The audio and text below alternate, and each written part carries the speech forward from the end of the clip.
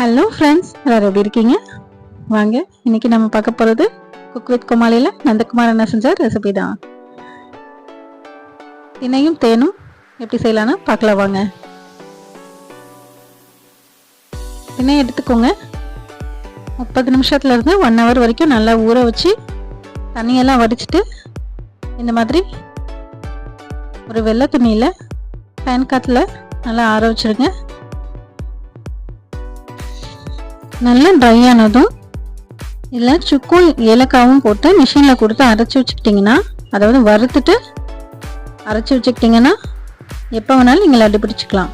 கொஞ்சம் குவான்டிட்டின்றதுனால வீட்டிலே நம்ம செஞ்சுக்கலாம். ஒரு கடாயில் இரும்பு பாத்திரமா அடிக்கனமான பாத்திரமா எடுத்துக்கோங்க, அப்போ தான் அடி பிடிக்காது.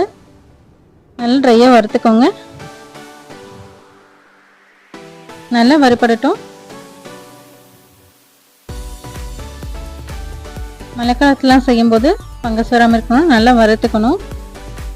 இது கூட சுக்கு ஏலக்காய் வச்சு அரைச்சிக்கலாம். நான் பொடி இருந்தனால தனியாக போட்டுக்கிட்டேன்.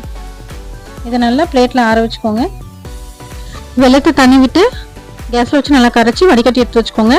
தினையை மிக்சர் ஜாரில் போட்டு நல்லா கிரைண்ட் பண்ணிவிட்டு சளிச்சுக்கோங்க. சளிக்காட்டி நல்லா இருக்காது. ஏலக்காய் தூள் சுக்குத்தூள் போட்டுக்கோங்க. நம்ம கரைச்சி வச்சுருந்தா வெள்ளம் தண்ணி ஊற்றிக்கோங்க. சுத்தமான தேன் எடுத்துக்கோங்க. தேனையும் ஊற்றி நல்லா மிக்ஸ் பண்ணிக்கோங்க.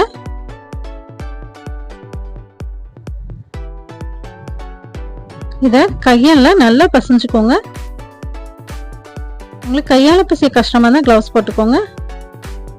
மிஷினில் கொடுத்து அரைச்சிங்கன்னா நல்லா வரும். இந்த மாதிரி பிடிச்சி விட்டிங்கன்னா நல்லா உதிர்ந்துடணும். அந்த அளவுக்கு எடுத்துக்கோங்க.